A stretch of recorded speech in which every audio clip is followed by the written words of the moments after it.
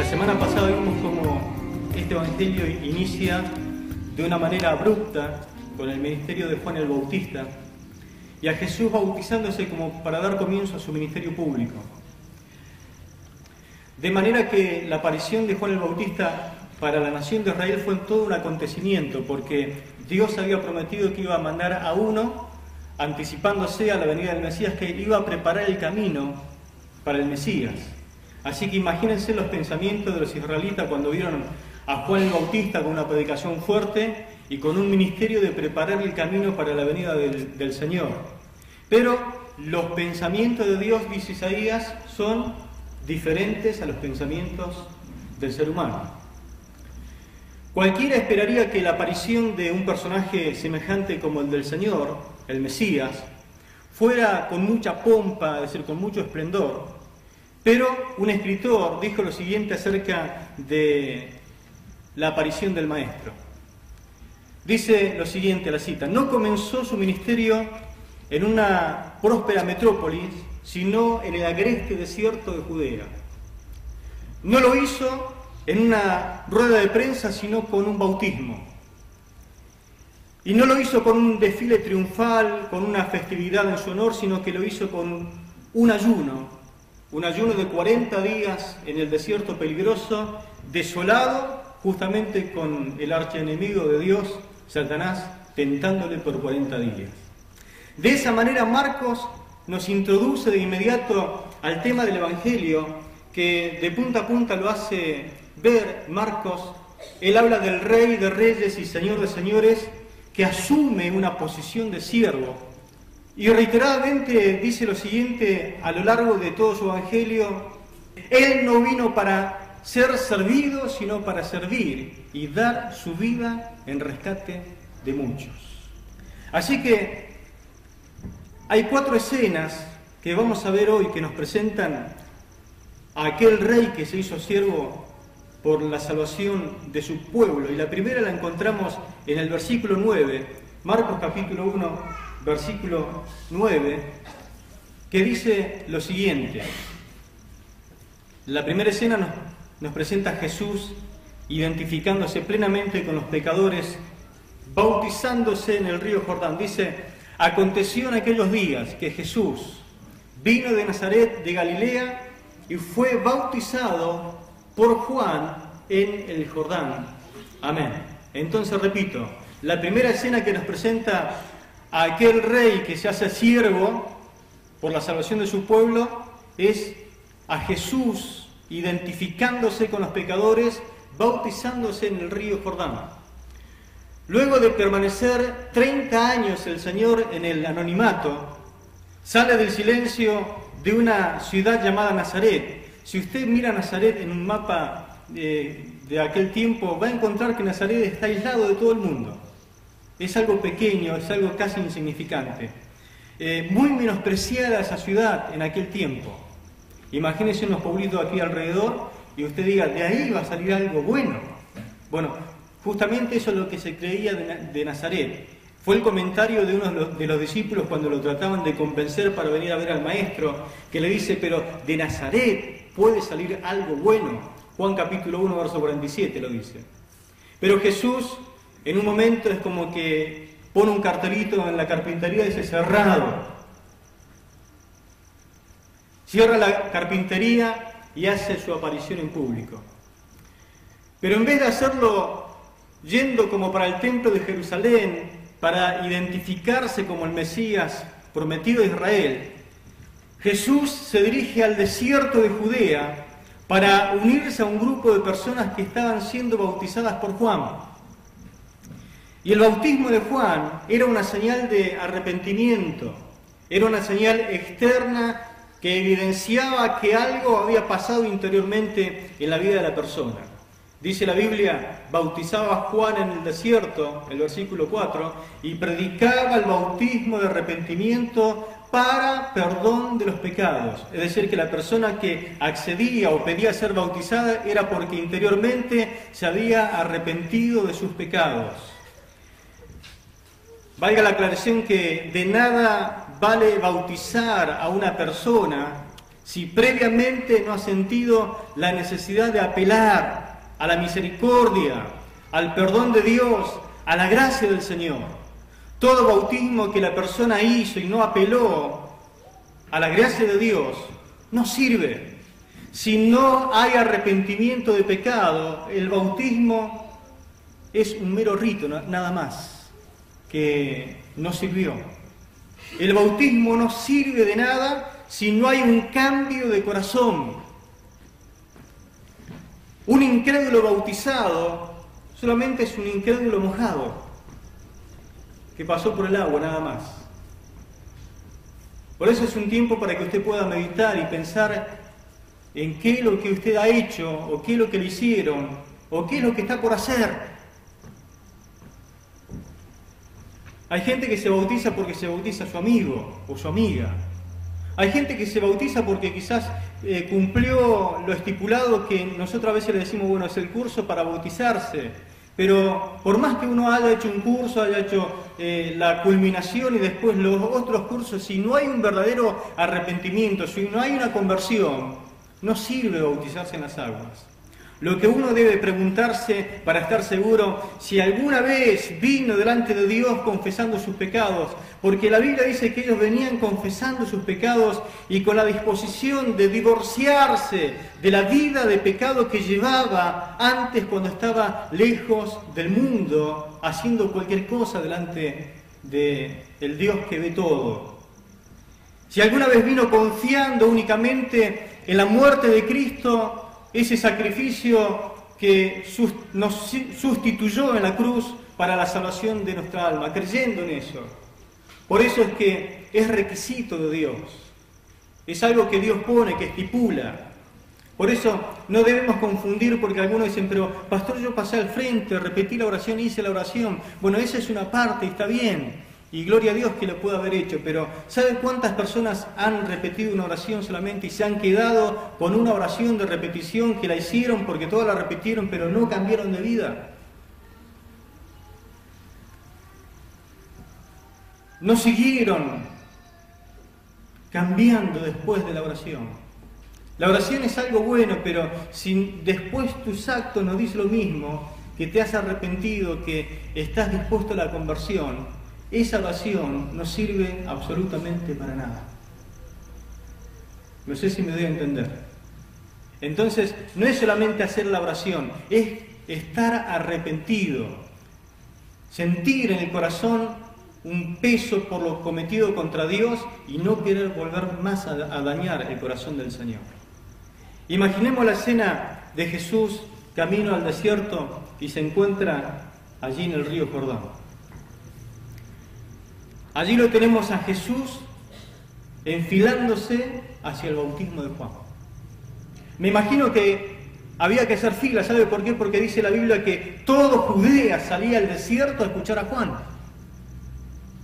Es decir, que era un predicador en ese momento muy popular. La gente quería escuchar el mensaje y fueron todos a querer arrepentirse de sus pecados. En esa larga fila a la orilla del río estaban esperando para ser bautizados, en primer lugar, gente egoístas, avaros, interesados solamente en ganar más y más dinero. La Biblia dice que eso es pecado. Gente orgullosa, gente que se creía más importante que los demás, gente que no respetaban a Dios. Allí estaban todos haciendo fila para esperar el bautismo. Gente que se creía más importante que los demás, gente que no respetaban a Dios ni obedecían a sus padres, malagradecidos, personas que vivían ofendiendo a todos, personas crueles y violentas, que no podían dominar sus malos deseos, llenos de odio, mentirosos acerca de los demás, y que odiaban todo lo que es bueno, personas que solo actuaban sin pensar y que solo decían lo que se les venía en gana, que decían amar y respetar a Dios, pero su conducta demostraban todo lo contrario. Allí estaban las prostitutas y cobradores de impuestos, porque la Biblia los pone en la misma categoría. estaban allí esperando ser bautizados. Inclusive había un montón de personas religiosas que el mismo Juan los llamó razas de víboras. Y como último en la fila estaba Jesucristo, esperando ser bautizado. Ahora, era más que obvio que él no encajaba en todo ese grupo. ¿Qué pecado le podemos atribuir al Señor? La Biblia dice que él nunca pecó. Nunca. Es más, dice el pasaje paralelo del que estamos leyendo en Mateo, capítulo 3, verso 14, dice que Juan se le oponía a Jesús y le decía Juan al Señor: yo necesito ser bautizado por ti y tú vienes a mí. Juan sabía que él nunca había cometido pecado, es más, conocía la historia de su primo. Si hay alguien que necesita ser bautizado soy yo, le decía Juan, pero todo esto sucede porque parece que no encajaba la información que él tenía acerca del Mesías. Porque Dios se le había revelado a Juan y le había dado un par de indicaciones de cómo iba a ser el tema del Mesías, su aparición. Jesús le dice: aunque no lo entiendas, Juan, permíteme que esto suceda así, aunque no entiendas, porque hay cosas que hay veces que no vamos a comprender todo lo que Dios nos quiere decir y que hagamos. Pero el Señor le está diciendo: es necesario que yo me identifique plenamente con estas personas que vine a salvar, que vine a dar mi vida por ellas. Jesús no solamente se humilla al bajar del cielo a tomar nuestra naturaleza, sino que en el bautismo se humilla más aún tomando nuestra vergüenza. Por eso era necesario que Él también experimentara lo que era el bautismo de Juan. Jesús necesitaba, permítame ponerlo así de esta forma, tener esa experiencia de limpieza que tiene o que experimenta el pecador arrepentido por el hecho solamente de identificarse con el pecador que se arrepiente. Quería sentir lo que un pecador siente. La Biblia dice, Isaías 53:6, todos nosotros nos descarriamos como ovejas, cada cual se apartó su camino, pero escuche, mas Jehová cargó en él el pecado de todos nosotros. Ahí viene el tema de la identificación. Jesús identificándose con los pecadores. Todos nosotros hemos pecado. Cargó el Señor, Dios, el pecado de todos sobre la persona del Señor. Segunda de Corintios 5:21, dice Pablo: al que no conoció pecado, Jesús nunca cometió un pecado, dice, por nosotros lo hizo pecado. Ahí está ese misterio enorme, casi incomprendible. Dios lo hizo a Jesús, por nosotros, por usted, por mí, lo hizo pecado, para que nosotros fuésemos hechos justicia de Dios en él. Gloria a Dios. Entonces el rey asumió una posición de siervo, tema principal del Evangelio de Marcos, tomando nuestra vergüenza en el Jordán, porque Él daría su vida, dice la Biblia, por muchos. El mismo Dios se mete en la historia de la humanidad para enderezar los caminos torcidos por el ser humano y lo comienza a transitar para poder salvarlos. Pero sorprendentemente, antes de comenzar su ministerio público, no solamente el Señor se tiene que identificar con los pecadores, también la segunda escena es que Jesús tiene que ser capacitado con el poder del Espíritu Santo. Dice el versículo 10 de Marcos, capítulo 1, y luego cuando subía del agua, vio abrirse los cielos y al Espíritu como paloma que descendía sobre él. Ese luego es el sinónimo que Juan utiliza constantemente en su Evangelio de la palabra inmediatamente. Es una palabra favorita de Marcos. Inmediatamente, podríamos decir. Es bautizado por el poder del Espíritu Santo. Es ungido el Señor. Dice que los cielos se abren. Literalmente se puede leer, se desgarraron los cielos, como se desgarra una cortina. Esta palabra aparece por segunda vez en el Evangelio cuando el Señor entrega su espíritu y muere. Dice que el velo del templo se rasgó en dos de arriba hacia abajo. Es la misma palabra que se utiliza. Ahora se rasga el cielo y desciende una paloma para posarse sobre la vida del Señor. Dice, y vio el Espíritu como paloma que descendía sobre él. Ahora, ¿qué significa eso? Para entender esta escena tenemos que remontarnos, volver al tema de la creación de la humanidad.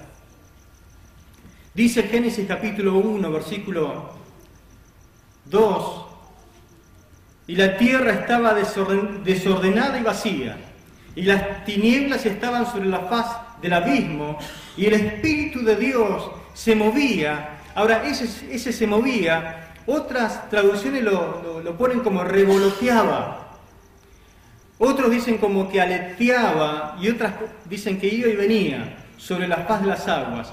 Una Biblia literalmente lo pone que revoloteaba con paloma, el Espíritu de Dios sobre la creación. Entonces, en este versículo se lo compara al Espíritu Santo de Dios como una paloma que se movía, que revoloteaba de un lado para otro. Entonces hay una conexión entre este pasaje y el pasaje del bautismo de Jesús allí en el río Jordán. Los primeros 3 versículos de Génesis encontramos precisamente la Trinidad involucrada en el tema de la creación. Dios Padre dice que crea, en el principio creó Dios los cielos y la tierra. Lo vemos al Espíritu Santo revoloteando como una paloma. Y lo vemos al Hijo creando porque dice la Biblia que Dios creó todo por la palabra. Es decir, que utilizó la palabra para crear. Estaba presente entonces la Trinidad en la creación, el Padre, el Hijo y el Espíritu Santo. Lo mismo encontramos en la escena del bautismo. Dios Hijo bautizándose en esa encarnación divina. Lo tenemos al Espíritu Santo que desciende en forma corporal como paloma sobre la vida de Jesús. Y lo tenemos después a Dios Padre haciéndose escuchar, hablar. Él emite una voz con relación, da un veredicto acerca de la persona de su Hijo.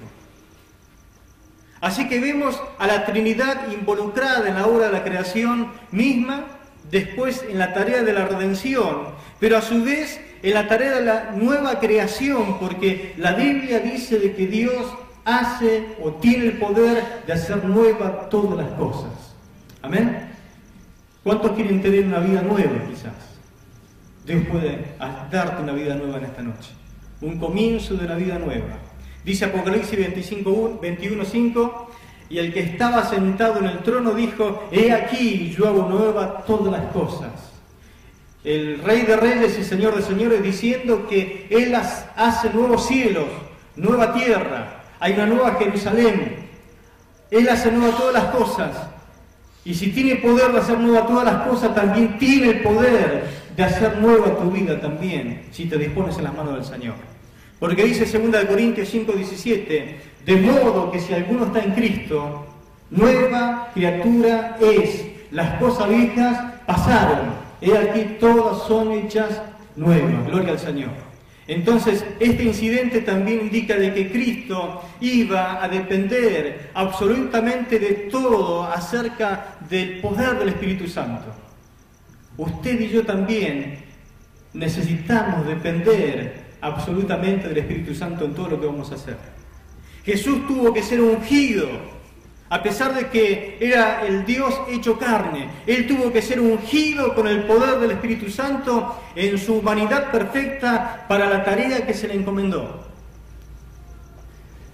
La profecía decía en Isaías capítulo 42, verso 1, he aquí mi siervo, yo le sostendré. Mi escogido, en quien mi alma tiene contentamiento. Y dice a continuación, he puesto sobre él mi espíritu. Es decir, que era profético que el Señor iba a ser lleno del poder del Espíritu Santo. Dice, él traerá justicia a las naciones. Pero quiero aclarar esto, he puesto sobre él mi espíritu. Jesús, necesitando ser lleno del Espíritu Santo para la tarea que se le encomienda. Ni siquiera Jesús pudo hacer algo que le fue encomendado sin la ayuda del Espíritu Santo. Justamente porque él prefirió hacerlo como un ser humano en carne. La mejor interpretación de este incidente del bautismo la tenemos en Lucas, lo que sucedió allí en el Jordán. El capítulo 3 de Lucas, como pasaje paralelo, nos da un poquito más de luz acerca de qué fue lo que realmente sucedió en el momento del bautismo de Jesús allí en el río Jordán. Capítulo 3, verso 21 al 22. Capítulo 4, versículo 1. El verso 14, verso 16 al 21 vamos a leer. Entonces, 3:21. Lucas señala de que el cielo se abre de una manera especial. Dice, aconteció que cuando todo el pueblo se bautizaba, también Jesús fue bautizado. Y ahí Lucas añade algo que no lo añade otro. Dice, orando, el cielo se abrió. Y descendió el Espíritu Santo sobre él en forma corporal, como paloma.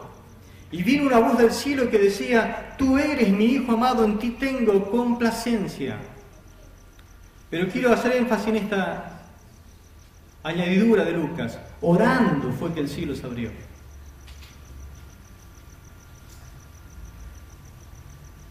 Después dice la palabra, Jesús, lleno del Espíritu Santo, volvió del Jordán y fue llevado por el Espíritu al desierto. Dice Jesús, ahora sí, lleno del Espíritu Santo, vuelve del Jordán y el mismo Espíritu lo lleva al desierto. Note cómo el Espíritu Santo toma control de la vida del Señor y lo impulsa, lo llena, lo conduce, lo guía. Después dice la palabra, y Jesús volvió en el poder del Espíritu a Galilea y se difundió su fama por toda la tierra de alrededor. Ahora vuelve en el poder del Espíritu Santo. Una vuelta escuché decir de esta definición lo siguiente de un pastor. Una cosa es que nosotros metamos el hierro en el fuego. Ahora, cuando usted mete un hierro en el fuego y lo tiene ahí permanentemente en el fuego, después cuando lo saca parece que el fuego está dentro del hierro. Acá dice la palabra que Jesús fue lleno del Espíritu Santo, guiado al desierto, ahora dice, y volvió en el poder del Espíritu.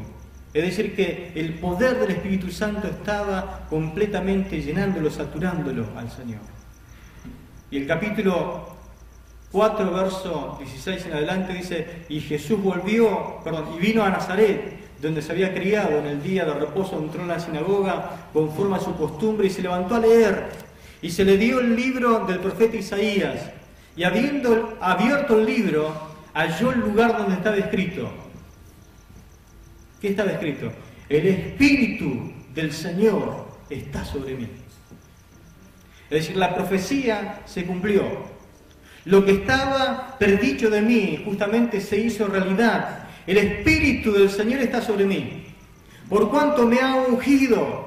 Cuando el Espíritu Santo está sobre la vida de alguien, te unge. Para dar buenas nuevas a los pobres. ¿Para qué lo ungió? Para predicar el Evangelio. Me ha enviado a sanar a los quebrantados de corazón. A pregonar libertad a los cautivos. Y vista a los ciegos, a poner en libertad a los oprimidos, a predicar el año agradable del Señor. Y enrollando el libro, lo dio al ministro y se sentó, y los ojos de todos en la sinagoga estaban fijos en él. Y comenzó a decirles, hoy se ha cumplido esta escritura delante de vosotros. Gloria a Dios. El Espíritu Santo me llenó, está sobre mí, y ahora estoy capacitado para cumplir la misión. La gente no aplaudió ni tampoco se puso contenta, lo expulsaron de la sinagoga. Pero eso no significa de que no seguía siendo lleno del Espíritu Santo. Jesús fue ungido con el poder del Espíritu Santo en el bautismo del río Jordán y nunca hizo nada sin antes haber sido ungido primeramente con ese poder. Una enseñanza para nosotros. Tenemos que ser llenos del Espíritu Santo para comenzar recién a hacer algo para el Señor. Nosotros tampoco podemos hacer absolutamente nada bueno sin ser ungido primeramente con el Espíritu Santo. ¿Por qué? Porque el Maestro nos dio ese ejemplo. Por eso es estratégico orar como iglesia. Si nosotros oramos, ¿puede ser que los cielos se abran?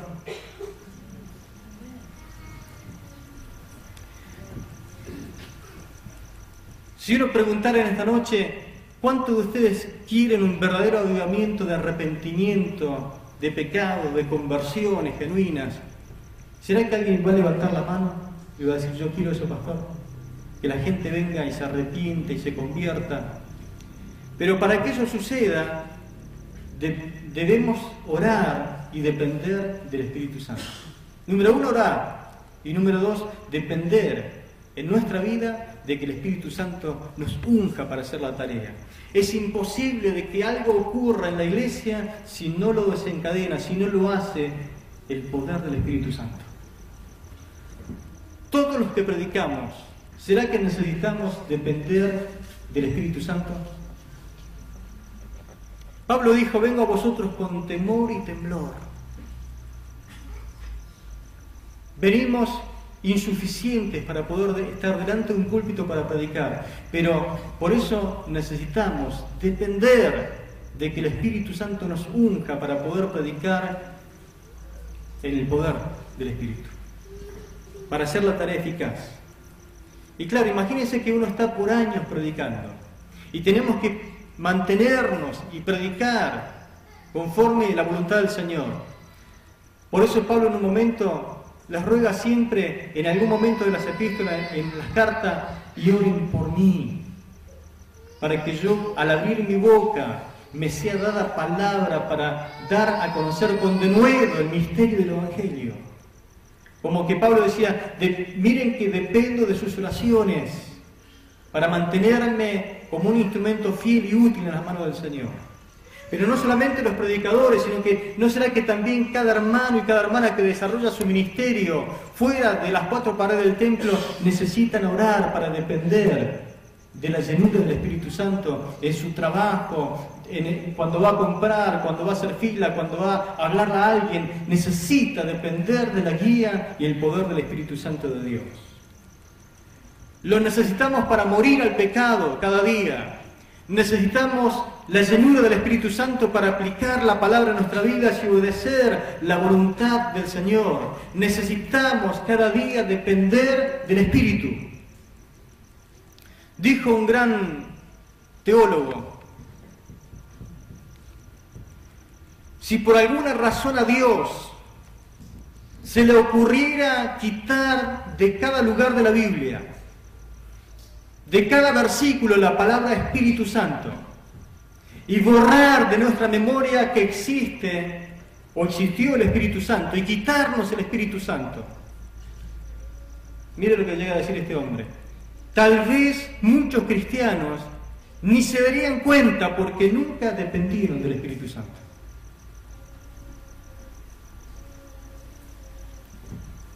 Mis hermanos, necesitamos depender del Espíritu Santo.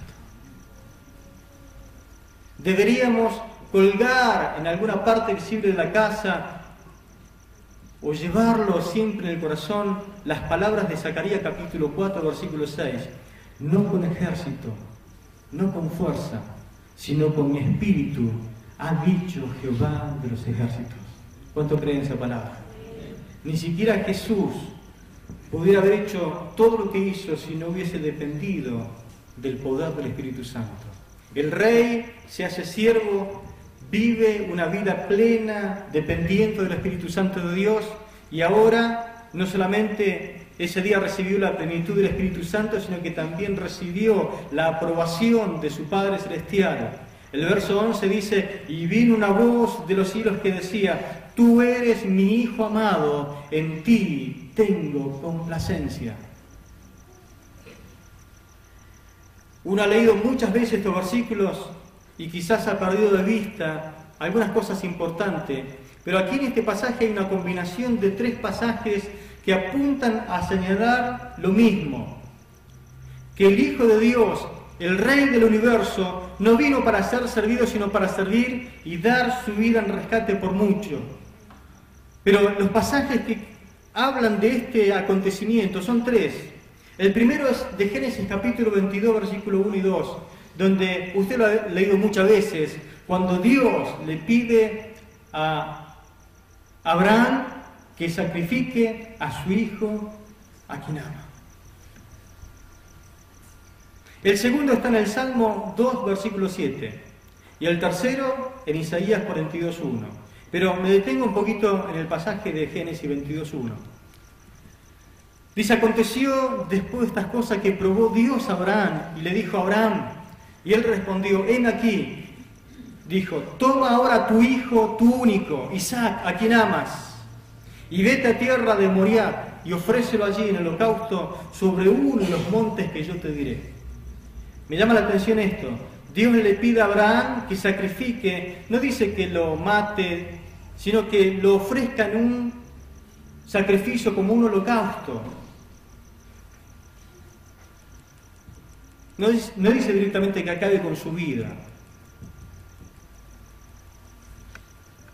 sino que lo ofrezca. Y me llama la atención esta palabra, tu hijo, tu único. Tu hijo, tu único. ¿A quién amas? Abraham tenía un hijo de la promesa y encima lo amaba mucho.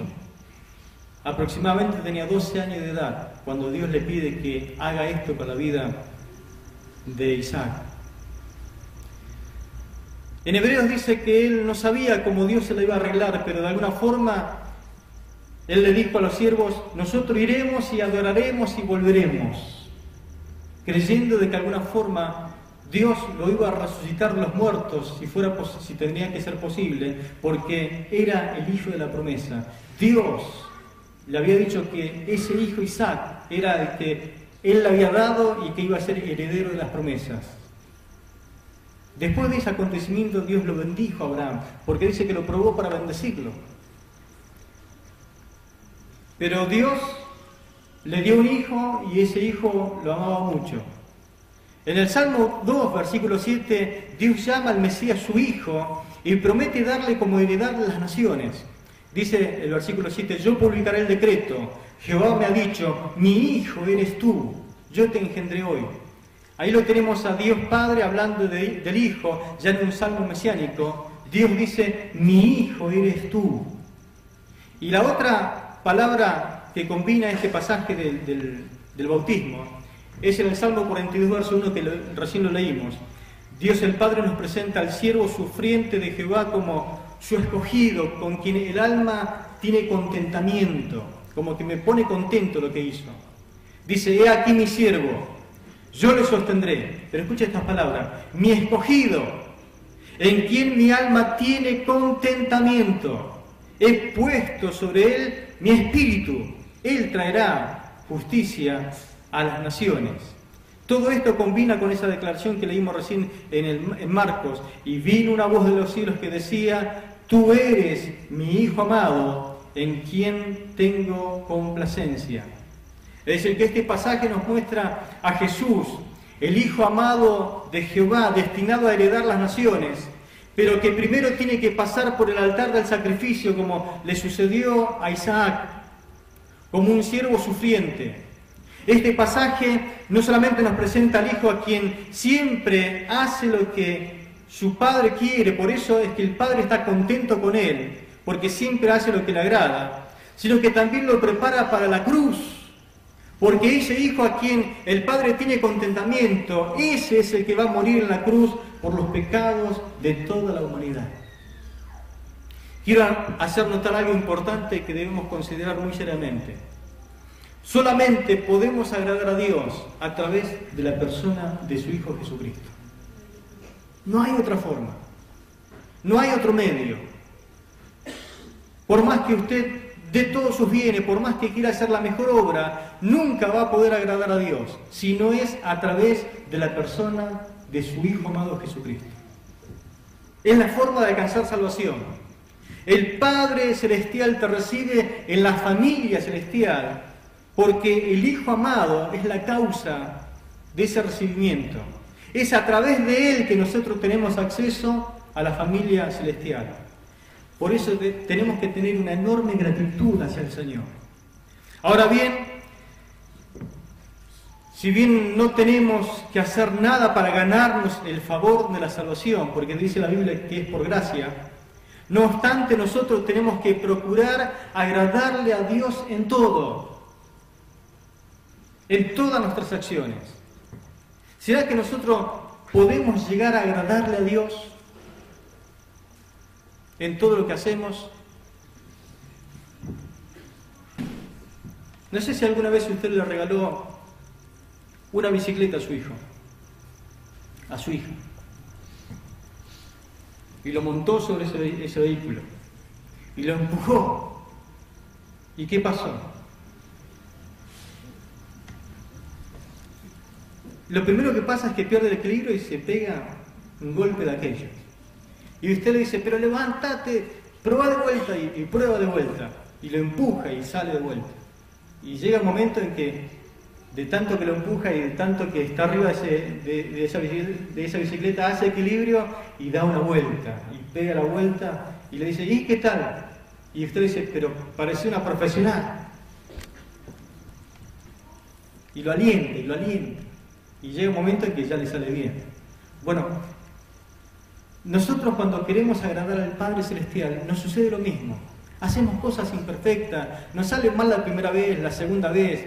Hay veces que ni sabemos para quién hacemos las cosas, y para agradar al pastor, agradar a la iglesia, agradar a quién. Tenemos que hacerlo por agradar a nuestro Padre Celestial. Es lo que Pablo dice en Colosenses capítulo 1, versículos 9 y 10. Por lo cual también nosotros, desde el día que oímos, no cesamos de orar por vosotros y de pedir que seáis llenos del conocimiento de su voluntad, en toda sabiduría e inteligencia espiritual, para que andéis como es digno del Señor, agradándole en todo, llevando fruto en toda buena obra y creciendo en el conocimiento del Señor. Pablo entonces nos dice, nos revela, nos muestra de que podemos agradar a Dios en todo. A Dios es como que le gusta nuestra obediencia. Aunque parece que muchas veces somos imperfectos y hacemos cosas que no convienen, pero en ese esfuerzo que tratamos de agradar a Dios, es lo que a Él le encanta.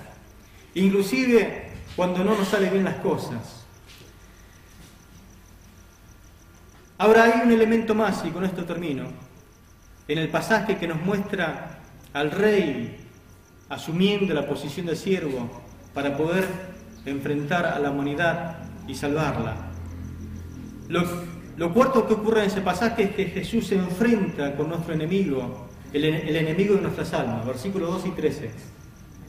Y luego el Espíritu le impulsó al desierto, y estuvo allí en el desierto 40 días y era tentado por Satanás, y estaba con las fieras, y los ángeles le servían.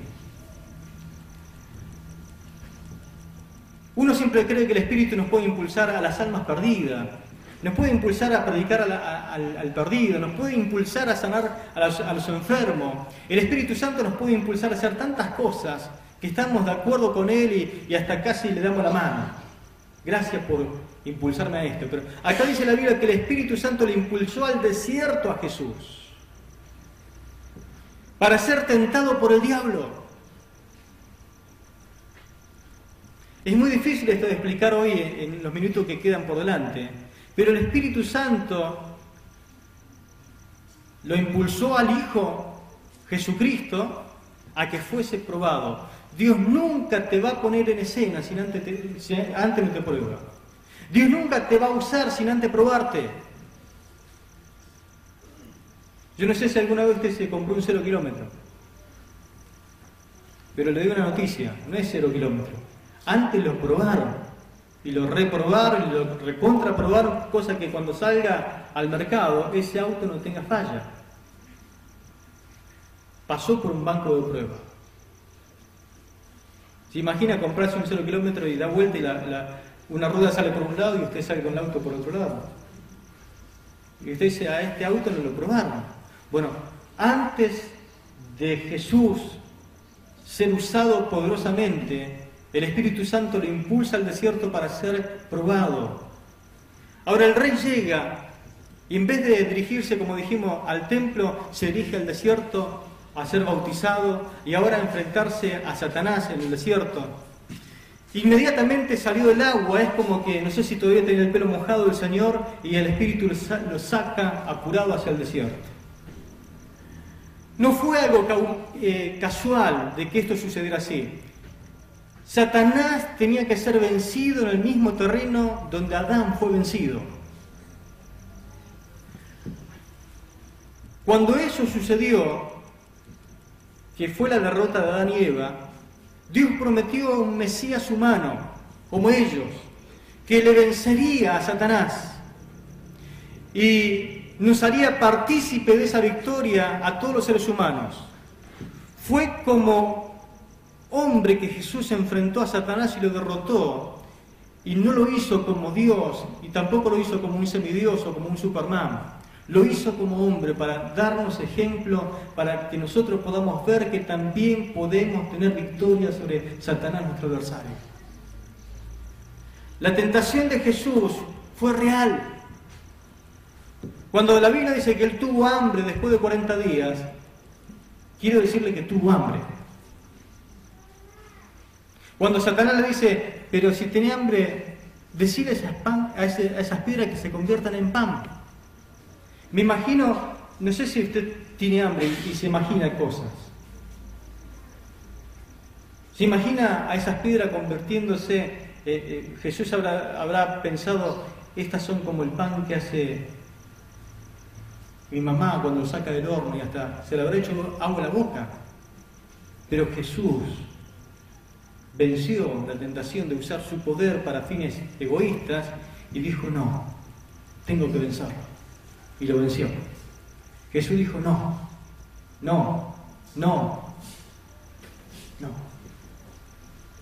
Se le puede decir no al diablo y vencerlo en el nombre de Jesús. Lo podemos vencer porque Él lo venció. Él nos dio ejemplo. Inclusive, mis hermanos, Él estaba en desventaja con relación a Adán y Eva. Porque algunos decimos, pero claro, él era hijo de... No, lo hizo como hijo de hombre, no como hijo de Dios. ¿Por qué digo que estaba en desventaja? Porque cuando Adán y Eva fueron tentados por Satanás, ellos estaban en el paraíso. Y ellos tenían cubierta cada una de sus necesidades. Inclusive el Señor estaba en el desierto y rodeado de fieras. Pero a pesar de todo esto, Jesús no cedió ni siquiera 1 milímetro en su relación de obediencia a Dios. Por la caída de Adán todos fuimos sometidos a la esclavitud del pecado, pero por la victoria del segundo Adán, nosotros ya no tenemos que permanecer bajo la esclavitud del pecado, porque su victoria es nuestra en el nombre de Jesús. Amén. Así que no hay excusa para no vencer. No hay excusa. Ni siquiera las circunstancias. Adán y Eva pecaron en el paraíso. Jesús venció a Satanás en el desierto. Y usted lo puede hacer también. ¿Qué aprendemos de este pasaje? Donde vimos que el Hijo de Dios se hizo hombre y no vino para ser servido, sino para servir y dar su vida en rescate por mucho. En primer lugar, algo grande e incomprensible, que es el amor de Dios, el amor del Dios Trino. El Padre entrega lo mejor que tiene para salvar la humanidad, su Hijo Jesucristo. Dios Hijo desea identificarse y asumir hasta la vergüenza, bautizándose en las aguas, para poder tener mejor relación con el pecador que iba a salvar. Dios, el Espíritu Santo, vino para ungirle al Señor en todo momento y capacitarle para la gran tarea que Él se le encomendó hacer. También entendemos en este pasaje que Dios te entiende cuando eres probado, cuando eres tentado. Él fue tentado en todo, dice la Biblia. En medio de las luchas pensamos a veces que a nosotros nos está pasando lo que a nadie le pasó. Lo que a mí me está pasando, pastor, usted ni siquiera sabe ni se da cuenta, algunos dicen. ¿No es verdad que a veces nos sentimos solos cuando estamos en los momentos difíciles, cuando el zapato nos aprieta y cuando la circunstancia es adversa? Pensamos que solamente a nosotros nos está pasando esto. Pero la Biblia dice que el Señor envió el poder del Espíritu Santo a morar justamente en la vida de aquellos que ungió, para que todos los recursos de su gracia estén a disposición de cualquier persona que esté viviendo una circunstancia de prueba, de lucha, de tentación. Es muy probable que Marcos haya escrito su evangelio en plena persecución de Nerón. ¿Sabe qué hacían a los cristianos? Lo encarcelaban y después lo echaban a las fieras. En el círculo romano, ahí en el aerópago. No sé si se dio cuenta de lo que añadió Marcos en la tentación de Jesús. Dice que estaba siendo tentado y estaba con las fieras. ¿Por qué puso esto Marcos? Porque también quería dar aliento cuando los que estaban siendo perseguidos leyeran de que el Señor también estuvo con las fieras. Ellos se habrán sentido acompañados también en su dolor, en su persecución. Quiero decirte que en los momentos más difíciles de tu vida, Jesús también te está acompañando y Él pasó quizás lo mismo que te pasó a vos. Mis hermanos, podemos obedecer a Dios en medio de cualquier circunstancia, aunque sea la más difícil. Nuestra fe no depende de las circunstancias. Hay algunos que dicen, si supiera usted, pastor, el papá que me tocó. Si supiera usted la madre que me tocó. Si usted supiera cómo yo fui criado, cómo fui criada. La obediencia del cristiano no depende de las circunstancias. Por eso vuelvo a repetir, Adán pecó en el paraíso, Jesús venció a Satanás en el desierto. No depende de las circunstancias. No sigas excusando tus pecados y tus debilidades. No sigas culpando a otro de que aflojaste y te vencieron las circunstancias. Nosotros tenemos un Salvador a disposición y todos sus recursos y toda su gracia está a nuestro favor, a nuestro medio, para que nosotros ese arsenal que es poderoso lo podamos tomar y podamos luchar contra el pecado y someter al enemigo. Finalmente aprendemos que solamente en Jesús hay salvación. Solamente Jesús, el Hijo de Dios, tiene los recursos, reúne los argumentos para que nosotros podamos agradar a Dios Padre. Se hizo hombre, se humilló, murió en nuestro lugar. Solo la persona de Jesús agrada al Padre, dice la Biblia. Solamente en Él tiene contentamiento su alma. Y todos nosotros podemos unirnos para poder agradarle a Él, pero si nos unimos a Jesús, en ningún otro hay salvación, dice la Biblia. Acércate a Él en esta noche con arrepentimiento y fe, creyendo de que Él dio su vida para salvarte. Y vas a obtener la salvación de tu alma.